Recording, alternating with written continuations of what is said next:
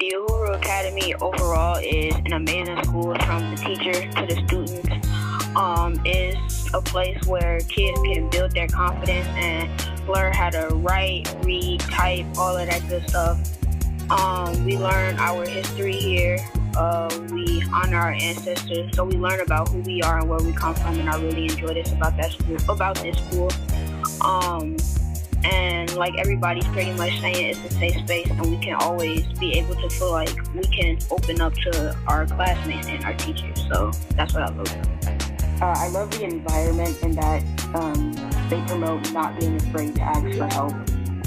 Something positive about the Uhuru Academy is this is a safe space, and you can be able to say whatever you want to say without being embarrassed, just like how Amani said.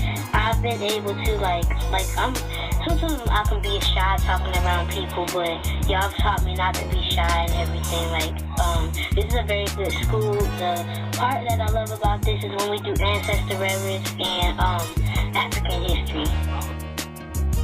I think this is the greatest school I've ever went to because you teach me about my history, and at the other schools they never taught me one thing about my history. They just taught, like, the only black people they talked about at my other schools were like Carter G. Woodson, Martin Luther King, and I think that's it. So you guys helped me learn my true history. Hi, my name is Ama Kamban. I am an Uhuru Academy graduate. And the thing I love most about Uhuru Academy is how African-centered it is, of course, but also how loving it is here. The teachers really care for you. The students are so warm and welcoming, and they just really, make sure that you're moving in the right path. And they really look at you as a person. They care about your experiences. They care about what you want to do, and they help you find your path in life. So if you want to come to the Uhuru Academy, know that you will be walking into a space where you are educating yourself with family. Ashe. Peace, peace, peace, peace, and power, y'all. Welcome to Building Uhuru with Baba Amin, the podcast. No, let's come here first. Some magic. Let's come here first. All right, greetings, y'all. Greetings. Peace, everybody, man, that's on the live right now, on the stream right now. Just in case you don't know, my name is Baba Amin Ojuwo, co-founder of the Uhuru Academy, with my beautiful wife and Koyo Ojuwo. Got to give her a shout out as well. Y'all, we just finished our 15th year as a school, but as you all know, we're more than a school, right? We're a movement. We've been blessed to be able to help put programs on the ground throughout the country over the years. We have an international online program right now that's been flourishing since 2015. Y'all, it's been an amazing journey, and the journey's not over. And you're gonna have an opportunity to support Uhuru Academy, right? You're going to have an opportunity to become a part of this movement, to become a part of the solution. We got some people like Jolanda Zachary online right now, who's already a part of the movement. One of our biggest supporters. We have Paris Charnel in the house. You know what I'm saying? Please, young educator, young content creator, and teacher, and instructor, and institution builder that we're looking forward to partnering with. Shout out to Supreme Rye Africa, one of our first original Uhuru Academy parents, and a former teacher at the Uhuru Academy, and a brother who's been by our side since the beginning. Peace to everyone out there. If you understand, if you know our story, then you know that we literally, as the young people say, we've literally gotten this out of the mud, right? And we've been building this thing brick by brick, investing as a family.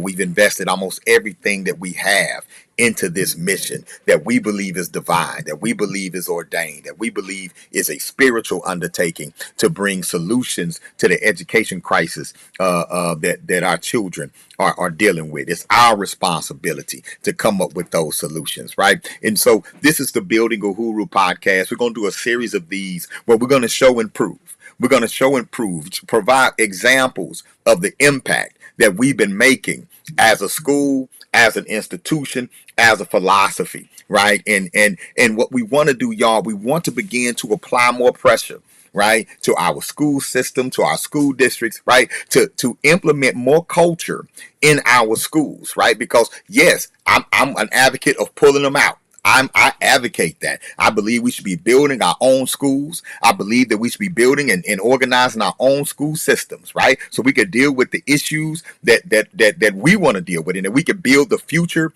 that we want to build with our children. But in the meantime, in between time, our children are in public school.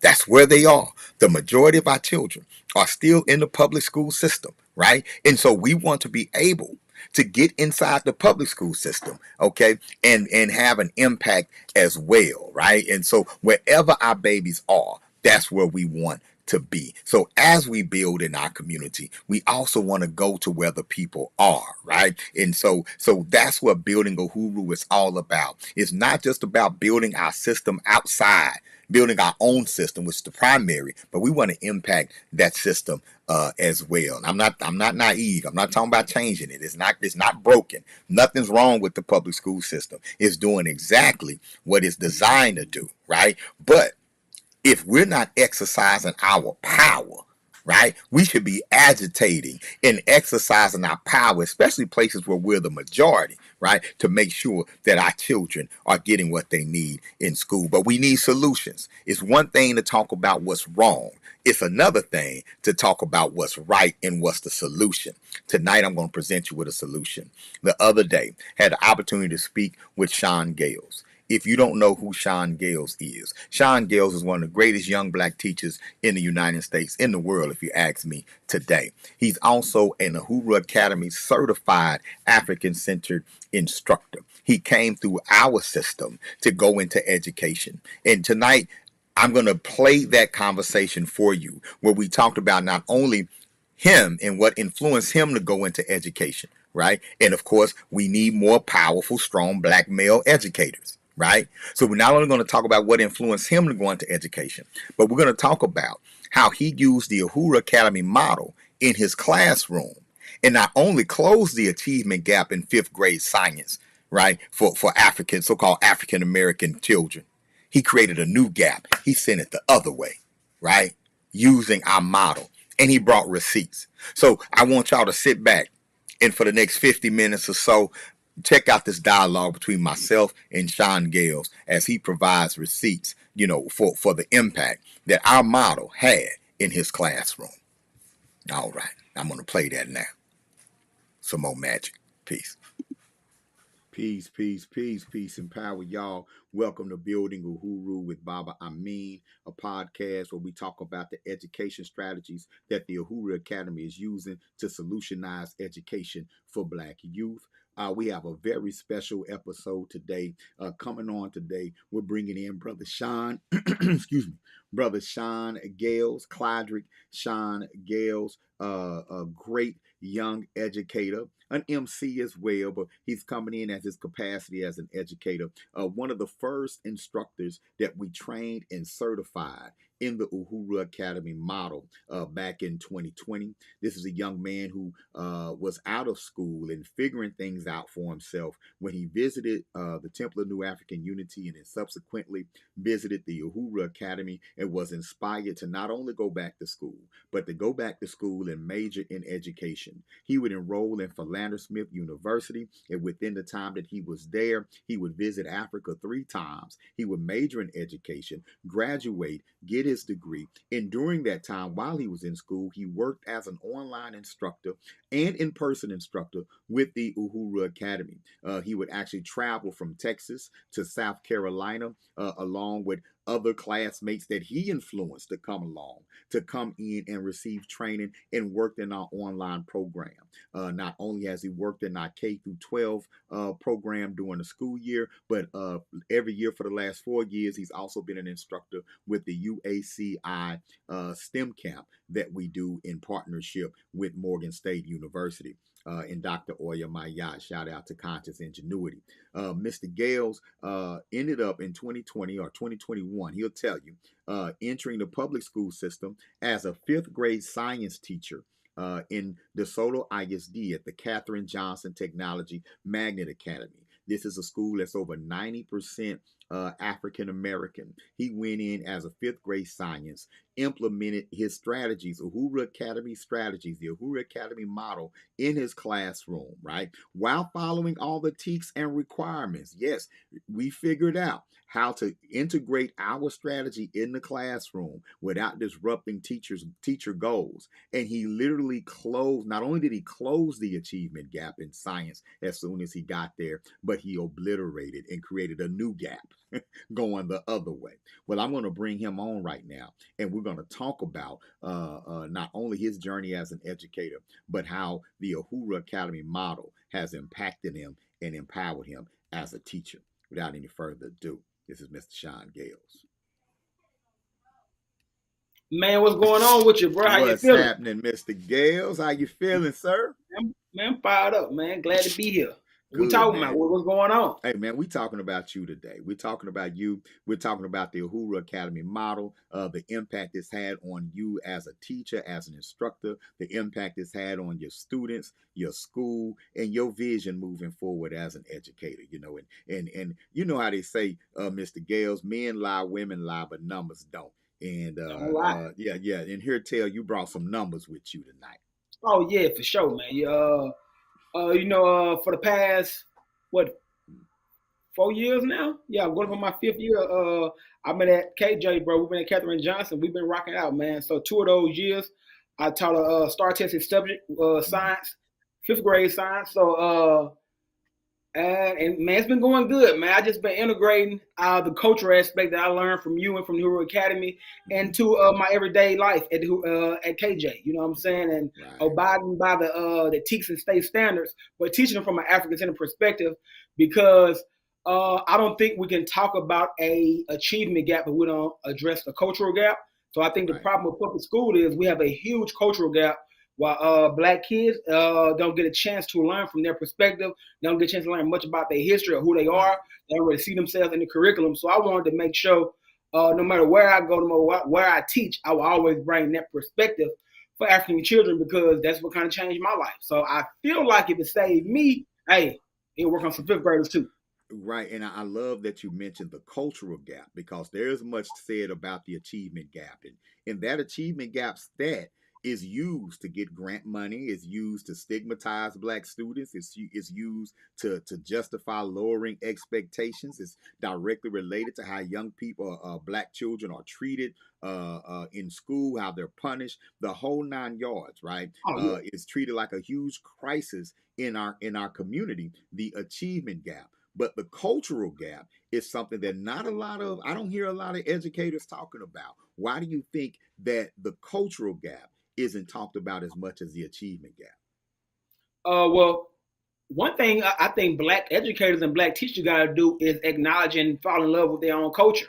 I think if we believe that the culture is something to get away from, then surely we're not going to teach it to our students. If we think, man, it's a lot of teachers, and I hate to throw shade, man, I want to be positive, but it's a lot of teachers I've been around that feel like the elitists of Black folks. You know what I'm saying? Mm-hmm. They feel like the ones that made it, even though teachers don't even have a lot of money. It's just the status, I guess, of being an educator, and you feel like you're above the Black kids from the hood. You know what I'm saying? It's that I got mine, you get yours mentality. So if you're thinking that you're above common Black folks, of course you're not going to teach a way that acknowledges the history of common Black folks and what Black folks bring to civilization, math, and science. So I think first, educators got to learn their history, fall in love with their history, and value it. If you see value in it, then you'll teach it to your students, right? You got to see value in it to stand up in a setting where it's not being praised, right? Make no mistake about it, no matter if you're in an all-Black school, all-white school, Hispanic school, you'll be the odd one out if you're the pro-Black one in the room.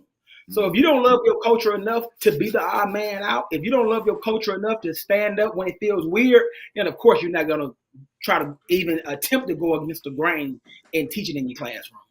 So have you experienced that? Have you experienced that feeling of being the odd person in the room because of your cultural awareness? Yeah, I have. It's almost like I'm different. And well, a lot of people probably watching the show don't know, but man, I pretty much get along with everybody. But even at my job, when I'm at work, I'm the black guy in the room. It's the small jokes here and there. It's not offensive to me, but I know that people consider me the different one from the rest of the people. Or you know what I'm saying? People say something like, say something and look at me and be like, well, no, don't say that, Mr. Gale. You know how he get, or something like that. You know what I'm saying? Right. Or it's stuff like that. Or somebody might come to me and try to impress me or be on my good side and be like, look, Mr. Gale, what we reading this week? We reading a story about Martin Luther King. Stuff like that is kind of weird to me. You know what I'm saying? Small stuff like that. We take all victories big and small. Yeah, you know what I'm saying? So, it's cool though. That actually shows a measure of respect as well, that they would do that, and I'm glad you kind of brought up that dynamic. So everybody's kind of looking at you like that guy's blatantly teaching Black history in his classroom, and he different and I think it's a lot of teachers are not equipped to do that, right? They may be aware of some of our history, but to be aware of our history and know how to seamlessly integrate it into the curriculum, right? That's a totally different skill. It is, man. But if you want to, remain employed, man, you got to do it. You know what I'm saying? Because my norm is being African centered, and not to be so strong or militant or nothing, but it's just the only way I know. So if I can't do that, I just have to find a place where I can do it. But what I'm not going to do, I'm not going to do anything unethical. You know what I'm saying? I'm not going to teach against the standards. So I feel like if you teaching the standards, I feel like if the students are learning and you passing all of the tests and you meet all the requirements, then I feel like you'd be protected. I feel like my data protects me. You know what I'm saying? Okay. So you can't say I'm not teaching a standard if I'm passing the standard. Right. So that's kind of what I bank on to keep me safe at all times. Now, one day if I teach Black history 24/7 and we make zeros on all STAR tests, all benchmark tests and things like that, then of course I have to have a conversation. But as long as you're teaching the standard with fidelity, you not doing anything unethical, you're not doing anything out of hate, I always feel safe. And if I do have conversations, and I do have those conversations, I still run into problems. I just feel protected by the data, and everything been going good so far. And we're gonna get into that data in a minute. But I wonder if you could share the story about the time where you were being evaluated and the person actually made a remark about your room being quote unquote too Black or needing diversity. What was that situation about? That was man, that was weird, man. That was somebody from the district, you know what I'm saying? One of the higher ups, right? And they came in and they looked around my classroom, you know what I'm saying? And I'm thinking, when people this is the first time too, I just thought about it. When people observe you, I never heard of them observing decorations. You just observing the lesson. You know what I'm saying? I do, we do, you do. Your objective on the walls, what you doing on the board and everything. So when they left, they didn't tell me anything, but they told my vice principal. So my vice principal came and she don't want to be offensive, you know what I'm saying? And all my feedback that I'm giving her, it doesn't apply because she didn't say it. You know what I'm saying? So I wish I could have talked to the ones who said it. But basically I was saying I needed some diversity. You know what I'm saying? I needed more I needed less Black people on my wall. I'm like, man, that's insulting to me. Because I'm saying, like, how is having Black people on your wall offensive to somebody? Mm-hmm. Especially when most of my kids are Black. You know what I'm saying? And especially if it's related to the standards. If put it like this, I teach science and social studies. Mm-hmm. So if you come in my room, you're gonna find historical Black people that has stuff to do with STEM. Right. So I don't understand how that, you know what I'm saying? To me, that has everything to do with science. And I teach American history. You might find historical African Americans in my classroom. Right. So man, and it is cool. And I don't know, man. I'm not in those. It's just a weird dynamic because you can walk in classrooms and environments where you don't see Black people on the wall, and no one says anything. Exactly, and especially when they come from other Black people. Right. It might feel even it might go down easier if a Hispanic person said, "Man, why I'm not represented? Why you don't have more Hispanic people here?" But for a black person to say it, I'm like, what's your objective? Like, how do you feel? How do you feel triggered by having more black people? It's like they seen it and it's like, oh my God. I'm like, what is? It's too many black people. It's too many. Yeah, I really don't get it, man. And I'm not a part of everybody else's evaluation, but I wonder when they go to the Spanish classroom and it's all non-black Hispanics. I wonder if they had the same conversation because people in education tend to forget that Hispanic is not a race. Right. Hispanic simply means you come from a Spanish-speaking family. There are millions of black Hispanics, but for some reason, when we do our Hispanic heritage celebrations, I don't see no black people and I don't see no complaints. So, man, it's just one of my right. I feel that, but it's just, and I just brought it up because that dynamic, that's something that any instructor who's going to bring these strategies into the classroom that they may face and may deal with. And I think it was very smart of you to not allow yourself to be pigeonholed into saying, yeah, I got black people on the wall. No, I have scientists on the wall, astronauts on the wall, and you made them call them black. Yeah. Well, I just got tired of astronauts and people with STEM on the wall. Right, that's it. And I have proud Americans on the wall, but you made them call them black, and that kind of let everybody know who was looking at race, who was dealing with that, who had an issue with that, and who did it. But you understood it as a powerful tool to keep your classroom culturally relevant and meeting state standards at the same time. And the reason I do it, one of the reasons I do it is because, man, the reason I can't compromise, rather, is because I feel like if I bend or if I don't do it, these kids might not ever in a school from 5th grade to 12th grade might not ever experience this again in their life. Right. A 6th grade to 12th grade teacher, they might not get no more black history, black love, black culture, black celebrations, black holidays. They might not ever get that again. So, do that. And before we get into the data, do that. Talk about some of the things that you've introduced to the culture of the school as an extension of your classroom. Oh, man, my first year there, man, I helped organize a Black History class, and man, it was weird too, man, because my first class started with all adults and nobody from my school came. Then the next week, we went to the church the first 2 weeks, and then we went to a museum. Man, this museum is 25 minutes from campus. Mm-hmm. Not to mention traffic. And man, on those Thursday nights, it used to be packed. Man, I started off with two turned to a few. You know what I'm saying? Then I went to 10. So you're recruiting from the school. These are children and their families. They're okay. I want everybody to get this perspective. You started a Black History class, not at not in the school. Right, not part of the school. Right, not part of the school. It couldn't officially be a part of the school at all, right? And shout out to our elder, Dr. Rashid, who runs the museum, and I believe you work with Dr. Rashid on that first year with the class. But y'all start this class. Very few, only adults attended the first time when y'all had it at church. You took it to the museum, which is 25 minutes from the school, or 25 miles. 25 minutes, about 25 minutes from school. About 25 minutes from the school, right? And next thing you know, this thing is packed with students and their families. Yeah, man. First, the students was coming to the church, and then we turned to the museum, and they tell their friends, and I'm telling them every other day, or I get to school, right, and I do some call and response with some of the students. And some of the students that don't go don't know the answers, never heard these names. So now they want to go, they want to get into it. So I'm doing it so much that the students who don't go, they still learning because I'm doing it so much with the other students. And man, then families started to come. So they parents sitting in.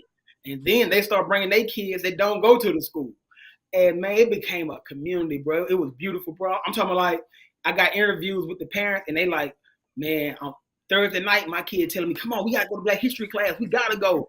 And man, they get there around 6 o'clock.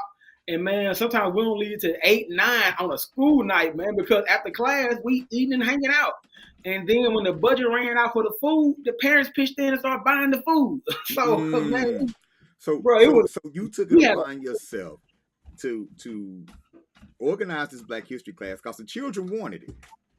Right. They They didn't want even know the word. yeah But once organized. it's So introduced, they want it. but school is not financing it. Not at all. District's not financing it. This is something that you took upon yourself as an educator to say these children need more of this in order to build their confidence. And that confidence was going to bleed over into the other work that they had to do. And so Right. now you got this very popular class going, and these babies are coming back into class knowing all the call and response Black history questions. That makes the other babies want to catch up. Yep. So man, and then it was just it just grew from there. And the parent engagement. Oh, the parent engagement was amazing, man. They pitched in when I needed help. They stayed. Oh man, they learned the stories we told in a very, you know what I'm saying, fun, theatric type of way, man. They learning and stuff they never heard of. One of my number one parents, my friend to this day, he's from Burkina Faso. He was like, man, you taught me so much African history that I didn't even know. So so he appreciated it. And where did that curriculum come from? I wonder that you taught in that class. Man, it came from the Uhuru Academy, Temple of New African Unity, or me watching Baba Amin live. You know what I'm saying? So I'm just up there doing my best Baba Amin impression. You know what I'm saying? Right. And I remember I would call you and ask you because I know I can't say I know I do know a lot of African history, but compared to some people I don't know none at all. I know African history, but I need to know interesting stories that would make 10-year-olds engaged. Right. So I'm calling you like, man, I need we pulled those lessons right out of our Sankofa for Success Black history curriculum, you know, and not only the lesson, but the approach, the methodology, you know, call and response, theatrical, you know, high energy, and obviously it struck a nerve in that community. Man, it did, man. So I just went there every day, man. Not every day, every week. And man, talk like my life was online. It went great, bro. Even the students that not a part of KJ, I had siblings of other kids that's in my class. Mm-hmm. They starting to come, so it's like a family night for their family. You know what I'm saying? Wow. Oh man, we was bonding. We grew. Yeah. We had a huge graduation ceremony that you know some stakeholders and the people from the school came out to. Man, it was big, man. It almost makes a case. That showed in the results when we got back to class. Right, and it almost makes the case that perhaps Black history programs using curriculum like ours would be very effective in school districts that have issues with Black students, you know, in confidence and cultural competence. Exactly, man. It's almost like we run from Black history and we should be running to it. I think because we kind of like we scared that invisible person that's watching over us saying no Black history, and that invisible person, I guess, has a lot of guilt. Mm-hmm. So they think that we might teach something that make kids mad. And I'm like, oh yeah, but that's not what teaching Black history is about. Right. Man, I hate when I see Black history programs and people crying there. I'm like, what? Yeah. I'm like, why are you teaching this in a sad way? Like our history is not sad. And and even when people cry, they think that's like the grand finale. Like we did it. Look, y'all, it's so emotional. I'm like, yeah, our history is also exciting. It's fun. It's funny. Man, our history, people make animes and cartoons out of it. They got Lion King from Black history. You know what I'm saying? Like, our history is sci-fi. You know what I'm saying? Yes. The Dogon, like, bro, our history is fun. It's nothing to be sad about. You know what I'm saying? So, man, even when you teach the saddest parts of our history, you should teach it in a victorious way because we still here. So there's no way we lost if the people here. Great way to teach perseverance. Yeah, Great way to teach our children to never give up. Great way to teach our children that they can get, if your ancestors can get through that, you can get through this. Exactly, man. Right? So it's test time. You've built this community in the school, you know, and it's test time, right? And you're seeing their confidence elevate in the classroom, not only as a result of what you're doing outside the class, but you're saying that even inside the class, you were doing call and response and using some of the Uhuru Academy techniques. Man, every minute of downtime I had, we doing call and response Black history, or I get through a lesson, they want to do it.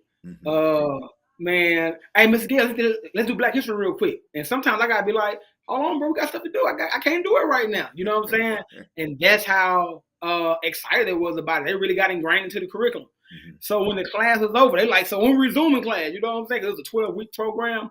But when I was teaching the class, I'm also got to go back to work every day and do science and social studies. Right. And I can see that the things they're learning, the confidence they get from this Black History class, it's affecting them in the classroom. Mm-hmm. I'm seeing the confidence take some of their scores from here to there. And the ones that's already here, it's taking them from here to there. You know what I'm saying? Yeah. And you can see the difference between the people who go to Black History class and the people who don't. It's just a certain level of confidence they have, and they know they can conquer the world, and they've seen people like them, and they heard of people like them who are conquering the world. You know what I'm saying? So when we're doing these benchmark tests, I'm doing my classroom teacher test. Everything we was doing had me fully prepared. I'm knowing once we take the state test, I'm knowing what we're gonna do because I'm seeing what we're doing on the way. You know what I'm saying? Right. And I saw some of those benchmark scores too. And I think I'm gonna send you some to share as well because I have those too, right? And it's just amazing what those scores were, man. It's amazing. Can you talk to us a little bit first? What are some of the state averages approximately when it comes to the STARS test? When it comes to the STARS test, what are some of the categories and state averages that you know of? Okay, for the STAR test, science, 5th grade science, 5th grade typically usually score below English and math. And the reason is because when you do 5th grade science, a lot of times they don't have a lot of background information. A lot of them never really had science because teachers don't teach with fidelity as much when a subject is not tested. So, for example, if you have a teacher in the 4th grade and 3rd grade, and they start test subject, and they start tested teaching a start tested subject, and in the other class is not start tested. For example, if you teaching math and science, well, math is tested, science is not. So that teacher gonna tend to lean heavily on math and abandon science a little bit. So by the time they get to 5th grade, it's a lot of gaps because on the STAR test we got 3rd, 4th, and 5th grade teeth. So the state averages for let me see, I had it pulled up for 5th grade science. I'm going to tell you right now because I don't want to just pull from the hip. I want to give you real numbers.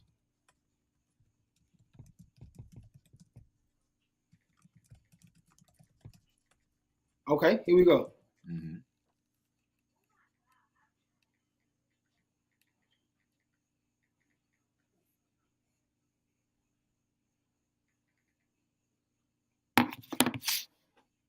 Okay, so the state average for science, 26% meets.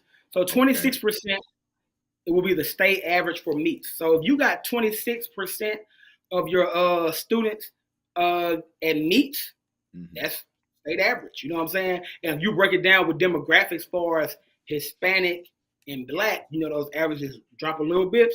Right. But for the state average, 26% meets is pretty much that's the norm. Okay. And for approaches, around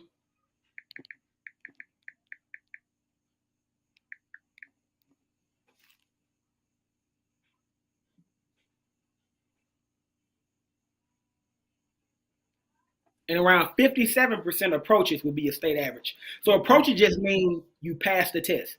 Right. So if you have a classroom, right, taking the STAR test, and 57% pass the test, and 26% meet on the test. And meets mean you're at grade level. Meets mean you at grade level, right? So if you at 57% passing, if you at 26% meet, you are at state average for Texas. Because you have do not meet, you have approaches, you have meets, and you have masters. Now, let's also point out that African American students generally score the lowest in 5th grade science. Right. So when we look at demographics as far as African American, white, Hispanic, and 2 or more races, African Americans and Hispanics go lower than the white kids. Right, that's where the achievement gap comes from, right? So the African American Hispanic kids. But if you look at my data, Well, if you look at my data, it's pretty much all black anyway, because I only have like one non-black student or two, maybe one this year. 1 year I have one, next year I have two.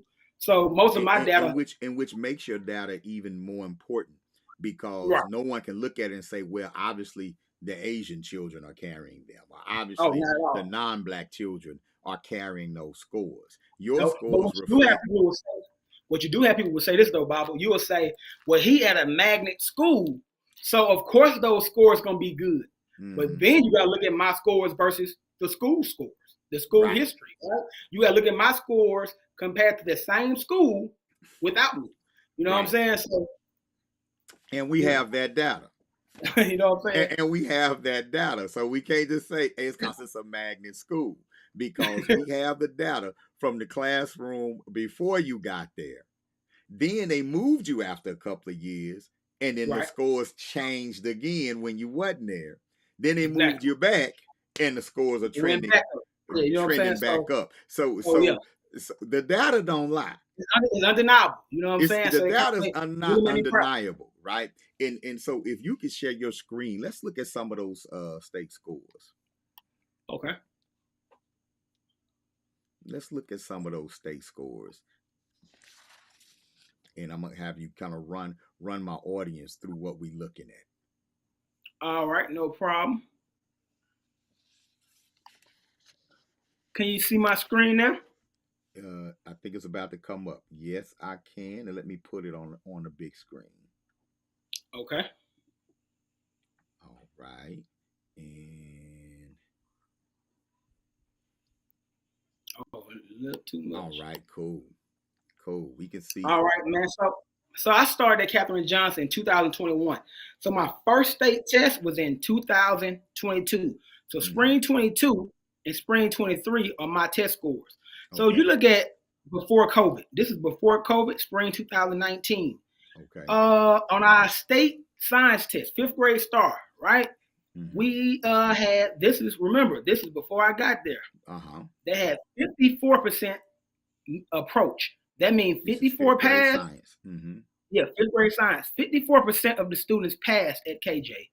46 of them did not meet. 46% failed. 54 passed. Out of that 54% that passed, 19% were at grade level. They was at meets. And at 3% had mastered the STAR test. Okay, so I guess they don't have, at the magnet schools. Okay. Right? So 2020 and 21, I guess those the COVID years. So I came fall 2021. So my first year testing was spring 2022.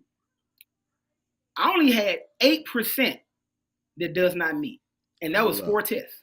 That's from 4 students. 46% in 2019. We go through COVID. And coming out of COVID, everybody was complaining about failing test scores. This is the first year that we came back to school after COVID, 2021. So before I got there, 46% failed. My first year, only 8%. That's 4 people. 92% passed. Out of 92 that passed, almost 50% were at grade level. And that's pretty much that is crazy. 50% meets, and I had a 20% mastery. That's 7 times the amount of mastery before I got there.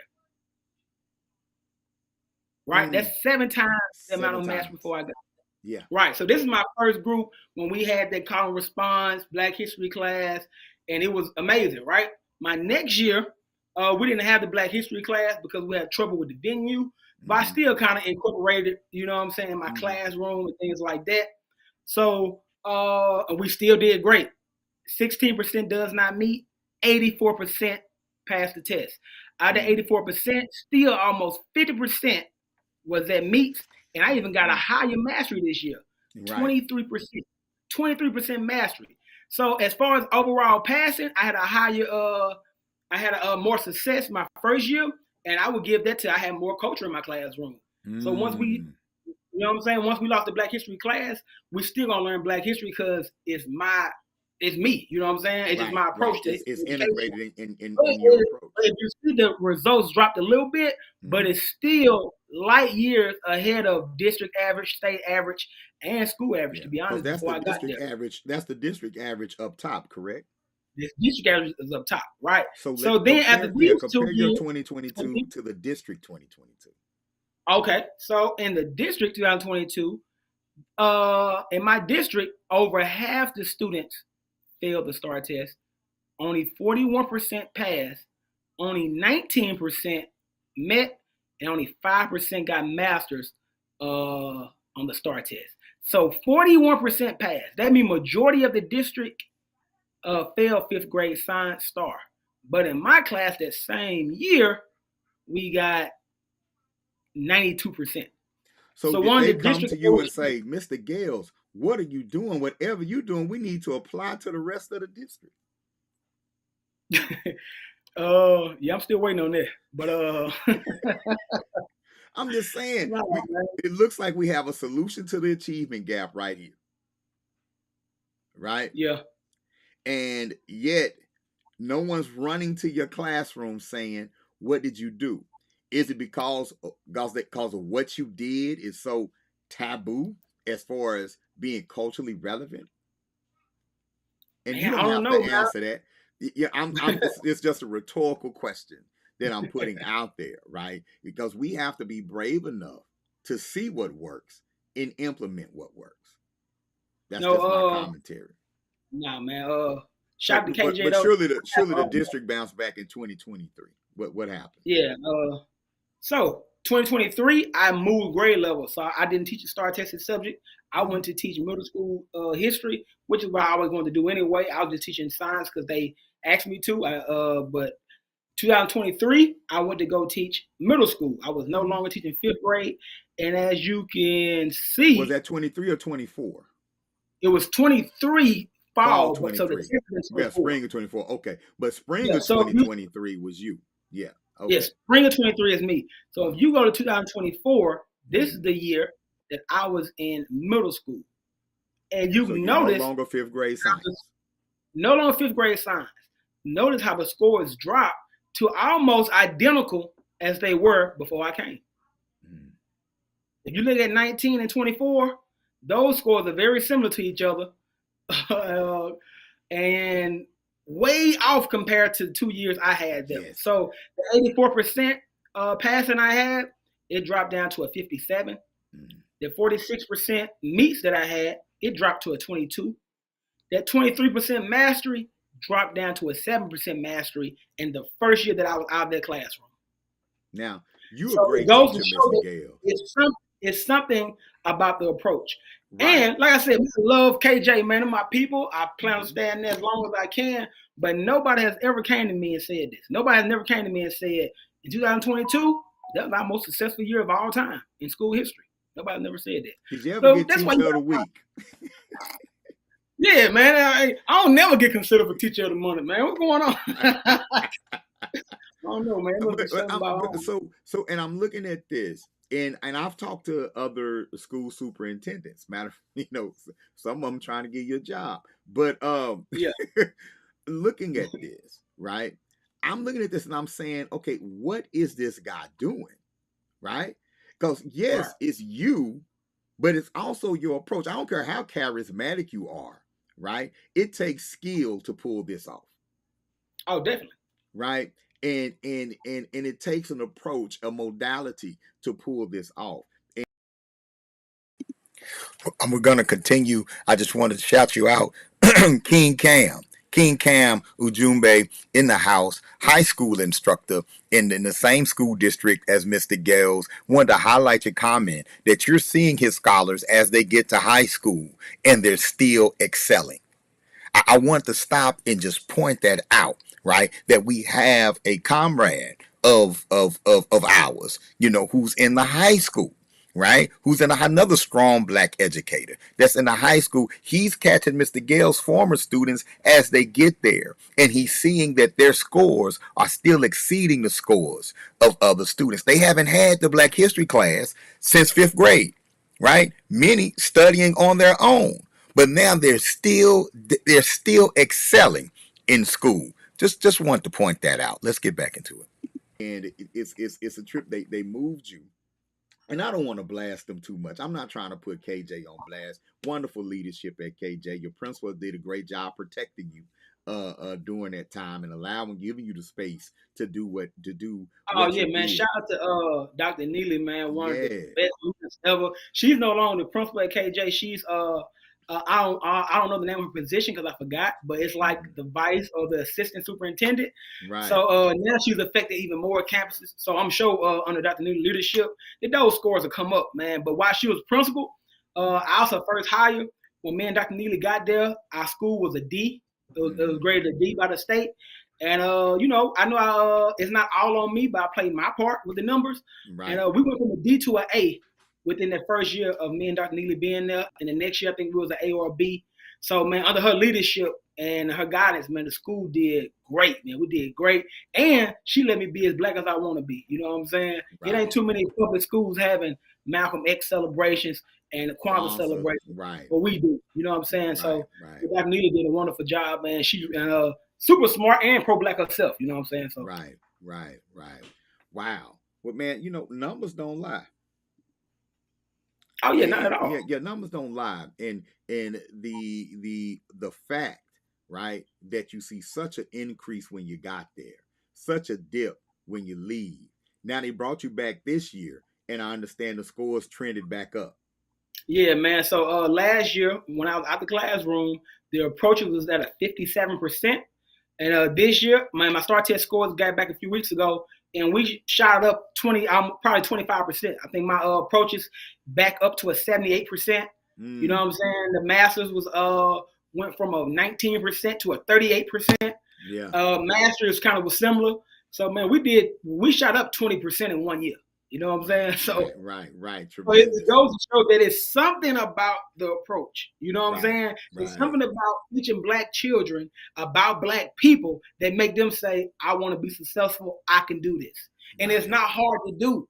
How hard is it? Right? If you're teaching science, you can teach about black scientists. If you're teaching about politics, you can teach about black political figures and black political leaders and black revolutions. How is that doing a disservice to anybody? Right. How's it offensive to anybody? Right? You know what I'm saying? I think a lot of black teachers need to get over that black inferiority complex. There's a lot of people ashamed to be black. They think it's something to get away from. But except for you spend 1 year in my class, that stuff gonna be with you forever. That's why I refuse to compromise, because I don't know if they will ever have a chance to run into another teacher that's willing to teach them about who they are. So I just can't do it.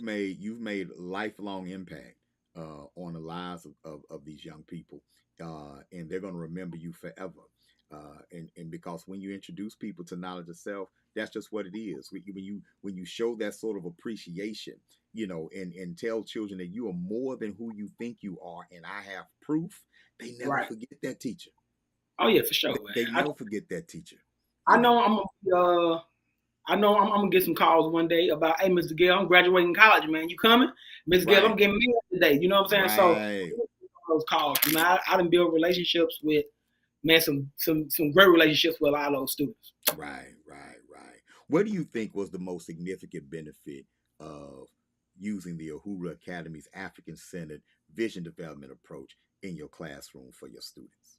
Man, selfishly, not only did it motivate the students, but it made me feel motivated. You know what I'm saying? It made me feel motivated as a teacher, man, to walk in the classroom knowing I got something nobody else got. You know what I'm saying? Like, man, a lot of these teachers got a lot of more stuff that they do better. They way more organized. I'm not the most organized person in the world. A lot of these teachers I'm going to teach this on this day, and 400 days later, I'm going to teach this lesson.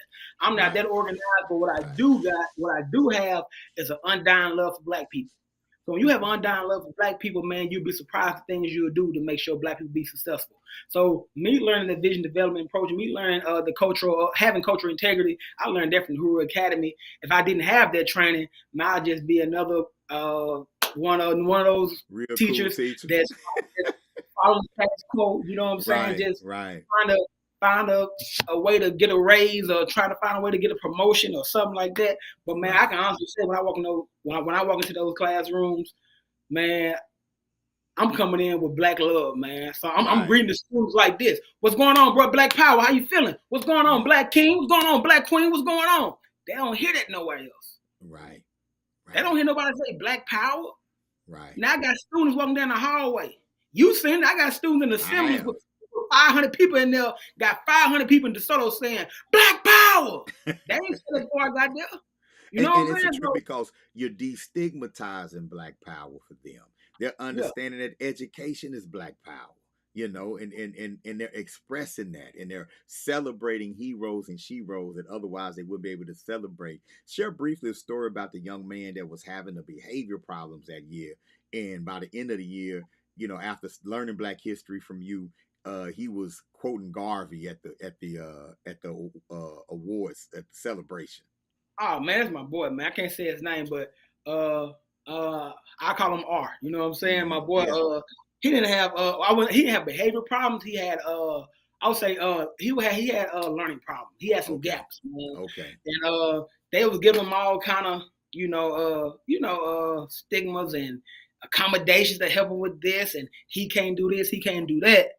And man, I swear, I'm not lying, bro. In my classroom, we'll take some of those district benchmarks, and he scored way higher than a lot of those kids in the classroom that laugh and call him dumb. And bro, I can remember clear as day. What do you think attributed to that? Why was he performing differently in your classroom? Man, I think it's because, man, I just believed in him and made him believe in himself. I knew that kid. I mean, I didn't know him, but a lot of kids know me. I don't know them because I'm on the 5th grade hallway. I just know 5th graders, but everybody know me. When he was in 4th grade, he used to come dap me up and say Black Power. I was like, man, I wonder what make him, because I know I'm pro-Black, but I haven't really talked to him to know what I'm on. But he used to come up to me, Black Power, man. Hey, what we gonna learn in your class next year? You still gonna be here? You gonna be here? We gonna learn Black history in your class? And when he got to my class, man, he was rocking, man. Like, and as long as you give him his accommodations, man, he scored. Man, he started to score real high on those tests. He passed the STAR test, and man, I remember, man, a lot of people doubted him a lot, man. And I ain't just talking about kids neither, but a lot of people doubted him. And man, it almost made me doubt him because what I heard. And once I got in my classroom, I'm like, nah, not only is he not slow, he's really smart though. Like, I'm talking about like a legit smart student that could be possibly lost in the sauce one day if you don't believe in him. But now, man, he's rocking. Man, he's older now. He's going to 8th grade now, man. That's my boy. And man, in my classroom, he took on the whole Garvey persona. Like, he was Garvey in the Black History program, and he was Garvey every day after that. To the point where last year they had somebody else want to play Garvey. He was like, "What you mean? That's me. I do it every year." You know what I'm saying? Like, how is that? How you gonna get to somebody else? Right. He even looked like Garvey. Wow. You know what I'm saying? And so that's a whole other story. I had a whole issue with that. They tried to give it to somebody else that looked nothing like Garvey, short. You know what I'm saying? Yeah. Not even. And this dude was like, "How I'm not gonna be Garvey? I've been Garvey 2-3 years in a row." So I was like, man, kudos to your school for even have a conversation on who gonna be Garvey. Like great job normalizing Garvey. Yeah. in your school, right? But then you had this young man who was facing some learning challenges that once he had his accommodations and his knowledge of self and pride, he thrived. And did you see that performance he put on at the Black History program? Bro, that was groundbreaking. It was by far the best performance there. Was intense. Man, when he said, look to Africa because a king will be crowned. And you have a hard time finding Africa, then look in the mirror. I am Marcus Garvey. And man, he said it with so much conviction. Yeah. I remember you sent me the video. I wish we had that video right now. It felt like Garvey was on the stage. Yes.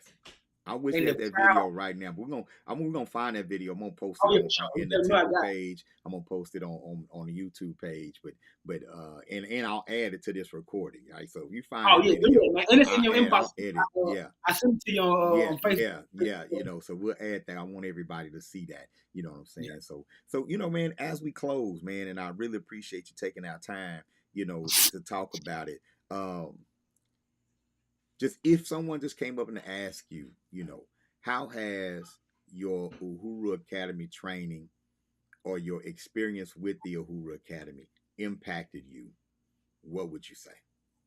Well, if it wasn't for the Uhuru Academy, I wouldn't be teaching at all. You know what I'm saying? I don't know who all know my story, but when I found the Uhuru Academy, man, I was so far from teaching and far from school that, man, you wouldn't even, like, people still don't believe it. I got a lot of friends that hear I'm teaching now and be like, What? How you do it? What? So, man, when I seen the Uhuru Academy, man, I made that first visit when the school was in the church, and I seen how engaged those students were, and they was learning, breaking down vocabulary I had never heard of, breaking down African words, Swahili words, English words that I never heard of. Man, I was blown away, man. I really was like, man, I should be doing this. And you was in there by yourself with every student, man, playing principal, teacher, learning coach, everything by yourself. And I was like, oh, that's what I'm supposed to be doing. So by the time I'm like 23, so I feel like I'm too old. And man, I told you I seen the status on Facebook that just made me say, man, let's do it, man. It says don't put off your goals because of how long it may take, because the time gonna pass anyway. So man, all the stuff I learned from the Uhuru Academy, learned by coming watching you speak at the Temple of New African Unity, made me find a love that I never had for my people. You know what I'm saying? So, and I feel like everybody, if this the Pan-Africanism in me. So I know a lot of people got problems with Pan-Africanism now for some reason. But man, I think if you Black and you on this planet, you have a role in uplifting Black people. You have a role of returning Black people to glory. Everybody has a role, whether it's self-defense, if you want to be one of a soldier in the Liberation Army, if you want to be a chef and to teach people how to cook healthy foods. Everybody got you a financial expert. Everybody got a role in uplifting their people, and if you're not doing it, you're not serving out your role. But a lot of us don't know our role, and I found my role via the Uhuru Academy. So when I seen you doing it, I was like, oh, that's what I'm supposed to be doing all along. I'm 5 years behind. Let me play catch up. You know what I'm saying? Well, you've more than made up for any so-called lost time, brother. Yeah, so man, I went back to Philander, man. I made it in education, and I've been teaching Black kids ever since, bro. And I made it my mission to find Black schools, man, Black school districts, and teach. I don't care if they're nice schools. I don't care if they lean on me schools. Man, I just need to find where Black people are at, because, man, no matter the condition, man, like, you have a natural love for Black people inside of you somewhere, no matter how much society tried to ruin it for you. You know what I'm saying? No matter how much society tried to take it out of you, somewhere in there, the African is still there. So I'm trying to touch that, pull it out, and man, and make you the best you can be. And when you become a famous teacher one day, when you become a famous rapper, famous YouTuber, famous scientist, when you become that famous engineer, when you become that famous artist, I can say, hey, I had something to do with that. I played a small part in becoming the greatest doctor that just healed AIDS or just healed colon cancer. When that happens, I can sit back and say, man, I played a small part in that scholar's journey. So, you know, it's funny because that's exactly how I'm feeling right now. Yeah. That's exactly how I'm feeling right now. Congratulations to you as well, man. You're about to graduate with your master's degree here in October. Tell us a little bit about that. Man, it was so long. I didn't graduate college till I was 28. So I thought for sure, I said, bro, I'm never getting a master's. By me getting a bachelor's degree, I broke, all odds. I was good. I said, man, I don't need no more degree. I got a bachelor's degree. Nobody never thought I was going to get it. I remember I was in jail, bro. And now I sit back, I was in jail, bro. There was 75 people in this dorm. And I'm wondering how many people left that dorm and went taught school in Africa, went study social justice in South Africa. How many left that school, got a bachelor's degree from HBCU, now getting a master's degree in education. When I look at that, it was 75 people in that dorm and like 900 inmates in that jail. I wonder how many of them did that. And not saying that I'm special, I'm saying I had something they didn't have, and that's a Uhuru Academy experience. You know what I'm saying? So I wonder if we was to introduce this experience to every student or every Black person that walked this earth, how many lives can we change? I'm no special from my next door neighbors. The only thing difference is I had a Uhuru Academy, and I had a Uhuru Academy to come teach me who I was. That's the only difference. We come from the same economic class. We come from the same social backgrounds. We hung out in the same traps. We do the same stuff. I got introduced to Uhuru Academy while I was grown. What happens if your child get introduced to Uhuru Academy in kindergarten and they go all the way to 12th grade? I can tell you what happens because we got a student that did it, right? She's at Philander Smith College right now. Women. So I can tell you what happened. And she was teaching. And she was teaching the Uhuru Academy her senior year in high school. Right. That's So right. I know what happens because she has more Uhuru Academy than I do. So I can tell what happens. I know how much confidence she walks around with because I got it while I was grown. She's been getting it since kindergarten. Yeah. What would happen if you enrolled your child right now at the Uhuru Academy and they got that every day for the rest of their school career? And how cool is it that she's following a pipeline into education that you helped establish? You know, with Exactly. You Philander know that. Smith, with your alma mater, and shout out to Dr. Charity Smith in the education department at Philander. We have a very proud partnership that we unofficial official partnership that we built with the school to send students into their a powerful education program. Oh yeah, man. You know, I've been recruiting her since she was in 9th grade, 10th grade, and man, and they just laid it out for her. You know what I'm saying? Right. You know, right. And now she did it, man. Now she's in Philander, major in education, just like I was. Hey, bro, I'm proud. Next generation on the way, right? I'm proud. I'm proud. You know what I'm saying? One day, this is gonna be a 3-way interview. Me, you, and her. Exactly. So three generations of Uhuru Academy instructors. Oh man, that's why I don't feel slighted when I don't get those teacher of the years and teacher of the months and all that. Hey, man, the stuff that I got a chance to experience, bro, come on. I wouldn't trade that for nothing, man. Like, I love that, man, and I love that, and I feel that, you know, what you're saying. At the same time, we're still dealing with an education crisis in the public school, and I just want to point out that there are solutions. Like, while people are walking around as if there are no solutions, we don't know what to do, and pouring millions of dollars in the budget towards so-called solutions that are ineffective.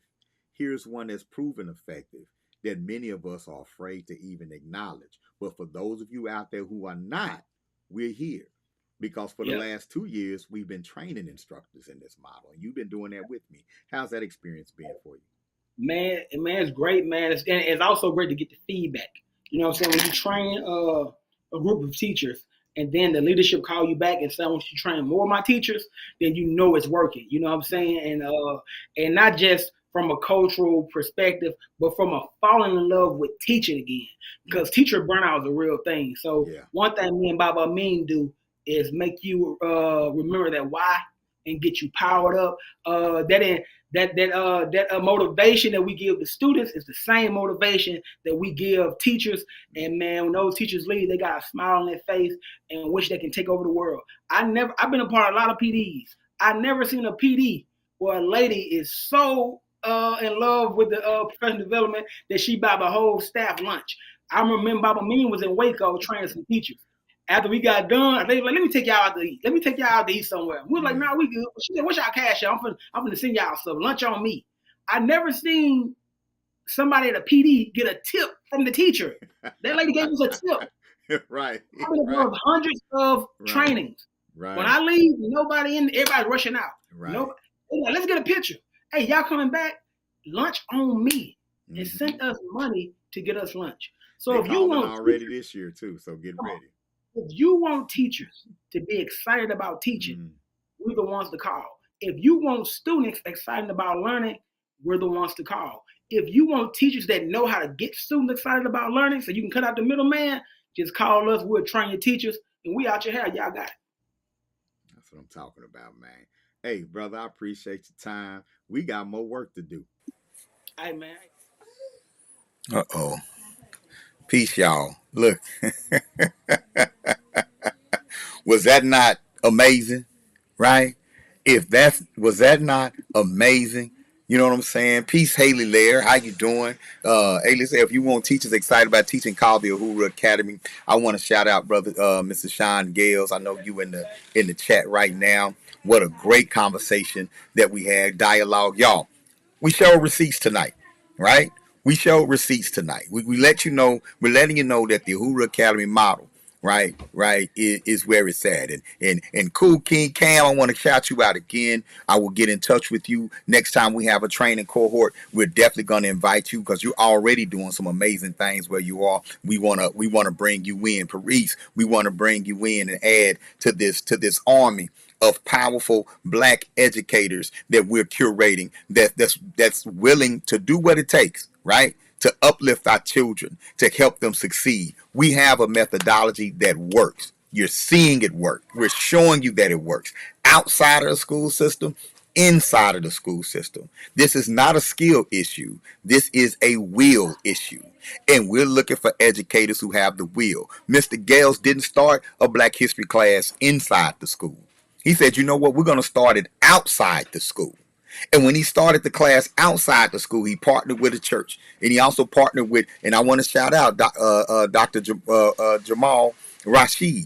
Dr. Rashid, who was there and also served as a JGNA to Mr. Gales to help set up that Black History class. And Dr. Rashid actually has a Black History museum in Waxahachie, Texas, right? And for them to forge that partnership and dedicate time outside of the workday to provide this opportunity, optional opportunity for their students. Not only did the students buy in, but the parents bought in.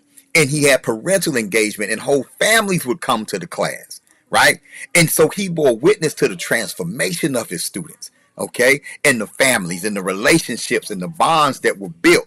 Whereas Wednesday night and the family wants to go to Black History class together.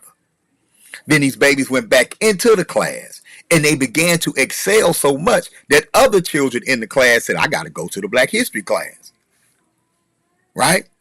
And now you got fourth graders saying, I can't wait to come to your class next year. When they stopped doing the Black History class, he's still teaching history inside the classroom, and they're still excelling. Those students from his first year are in high school now, and they're excelling in high school. It's that confidence has carried over. They haven't had Black History since. So what happens when they experience that? The greatness that you have in your classroom, where you're organized, you're teaching the lessons the way they're supposed to be taught, but at the same time, you're culturally uplifting your classroom. What happens then? What happens then if they get that every year? If it's carrying over, these babies got it 1 year in 5th grade. With the Uhuru Academy model, because not all Black History courses are the same. Our Sankofa for Success course, that's a 30-year baby. That's something that we've been curating for the past 30 years. Our Sankofa for Success model is special. It's unique in its purpose and what it does. They got it 1 year, and they're still excelling in high school. We want to train you too. We want to come in and help teachers, even if you're not instituting the Black History aspect of it, the vision development aspect, the confidence aspect, just the rehumanization of our children would go so far, right? Let's continue to build our own en masse, right? But as we build our own, let's also offer opportunities for our children who are in the school district to get the education that they need as well, the upliftment that they need as well, and the teachers that are in the school district to get what they need as well to not burn out. One of the main reasons why we have a shortage of strong Black male teachers in the public school system is that they're not allowed to be strong or Black. I can say that because I don't work for nobody. One of the main issues, if you talk to Black male educators, I'm talking strong Black male educators, one of the main reasons they become disillusioned with the school district and working in the schools is that they're allowed to be males, but they're not allowed to be strong, and they're not allowed to be Black. And when you know the solution, but you don't have the power to implement the solution, that's when that burnout happens. That's when that burnout happens, right? I want to thank Mr. Gales for his commitment, for his dedication, for his testimony to the transformative power of knowledge of self, the transformative power of the Uhuru Academy, the Uhuru Academy model. I'm so grateful to the ancestors, so grateful to the Creator to be a part of this work, right? That's what I'm saying, King Cam. You have strong Black males in the school. You have your disciplinarians there. But they have to be able to be strong. They have to have a voice administratively. They have to have a voice in the curriculum. We need manhood training in our schools. We need womanhood training from strong black women in our schools. These are things that we need, but we can't be afraid to say it. And we can't just ask it. We got to demand it. And we need educators who, if we can't get it in the school, we're going to make sure they have access to it outside of the school. That's when you partner with people like me. People like Paris. People like Bobby Ratasky at the House of Hathor. That's when you start partnering with your grassroots organizations that work with young people. And we build a synergetic relationship between our community-based organizations and those who are working inside the school district. Not only can it happen, it must happen, and it will work. Mr. Gales say teacher burnout is real. They've lost teachers in the first semester. Uhuru Academy Education Solutions can train your teachers to fall in love with teaching again. To be an effective teacher, you have to have a commitment over a career. And it's not enough for us to keep saying what's wrong. We have to come in and be able to articulate what we want, what we're trying to do, what's our agenda. How you doing, Carlos Walker, my brother? Great educator. Great educator. Let's talk soon, Brother Walker. We have a solution. And we have a way to implement that solution. We have to be brave enough and have the will to go in and say, hey, we want to apply this solution to this problem. This is what we want to do. And we know that it's going to work. And if we ignore it, if we say, no, we don't want to do that because that makes other people uncomfortable, then we're putting other people's comfort over our children's success, because what we're implementing isn't harming anyone. It's only harming those who profit off of black failure. And I know we're not trying to protect them. I know we're not trying to protect those multi-million-dollar juvenile detention center contracts. Because, you know, when their numbers go down, their money going to go down. But if we bring their numbers down and their money down, then those programs that are uplifting, perhaps those dollars will go up. So I know we're not trying to protect those who profit off of our failure. Failing schools can be cash cows to school districts.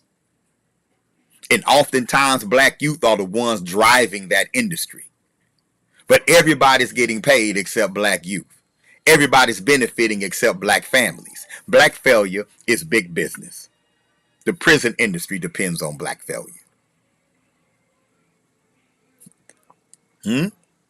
Federal subsidy programs, a lot of times they depend on black failure. Right? These are industries in America that we need to stop feeding. At the same time, the brain drain on our community has to stop. We need to start taking our best and our brightest and educating them with a desire to do something, to find opportunity inside of our community. Let me get on my soapbox. We got to do more episodes. I can't do every episode in one episode, y'all. But if you like this, please share it. If you know an educator, please share this conversation, this dialogue, this proof with them. And you can get in touch with me. You can get in touch with me at Baba Amin at uhuruacademy.com. You can visit uhuruacademy.com. Right? You can also go to uaedsolutions.com. And let me put all that on the screen right quick.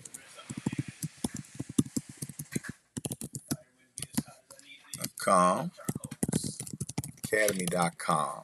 Let me put that on the screen. You can support our movement because we have to go to these conferences, y'all. We have to go to these conferences. We have to get in people's face, get in front of superintendents, get in front of educators, and show them what we can do. We were able to present last year at both NABCE, the NABCE conference, the National Association of Black School Educators Conference in Atlanta, and we also presented at TABCE, the Texas Association for Black School Educators. We did that in Texas. That takes funds. That takes support. And it was because of community support that we were able to do that, right? And so definitely there's an opportunity to support the Uhuru Academy and support what we do via Cash App. There are other ways as well. If you don't like to do Cash App, of course, we have Zelle. We also have a donation link at uhuruacademy.com. When you go to uhuruacademy.com, it's on the page. We have a Patreon. We have a way where you can become a monthly donor as well. Everything counts. We are 100% independent.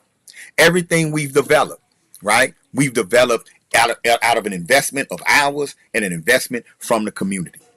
Everything, right?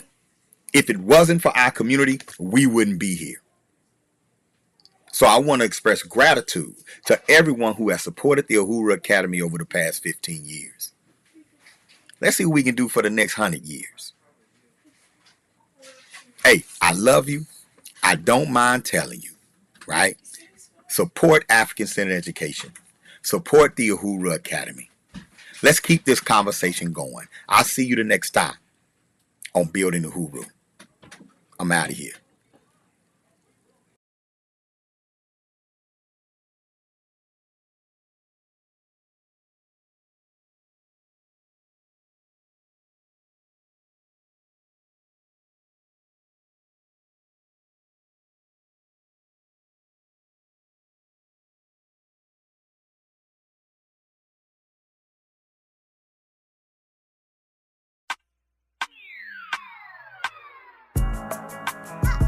BSOE in this emergency.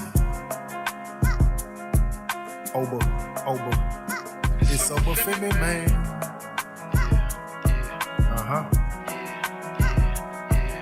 Yeah. Come on. Teach the babies the truth.